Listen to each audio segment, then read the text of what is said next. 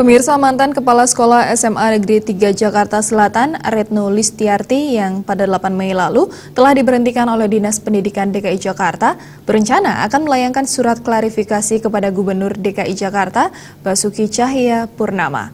Retno berharap agar Gubernur dapat meninjau kembali keputusan Dinas Pendidikan yang dinilai janggal.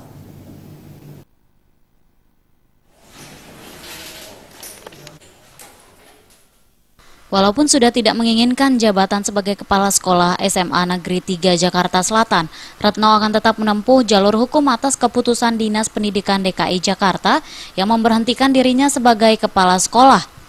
Dengan didampingi LBH Jakarta, Retno memberikan klarifikasi bahwa pencopotan dirinya dinilai janggal karena tidak ada pemberitahuan maupun surat peringatan terlebih dahulu.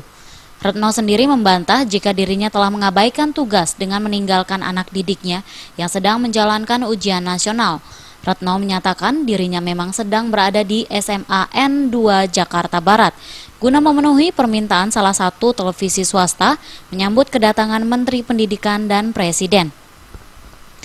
Tetapi sebelum UN dimulai, Retno mengaku sudah kembali ke sekolah SMA N Negeri 3 untuk mendampingi anak didiknya. Atas keputusan Dinas Pendidikan, Retno berencana akan melayangkan surat klarifikasi kepada Gubernur DKI Jakarta. Pertama, kalau memang seorang PNS dinyatakan bersalah, itu kan ada mekanisme. Salah satunya adalah diperiksa, namanya di BAP lah ya. Tetapi BAP ini hanya berlangsung 1 kali. Dan sebenarnya dalam BAP itu saya sama sekali tidak mendapatkan kesempatan untuk melakukan yang disebut sebagai pembelaan diri. Kemudian juga BAP itu kan saya sudah bekerja dari pagi, berangkat dari pagi-pagi.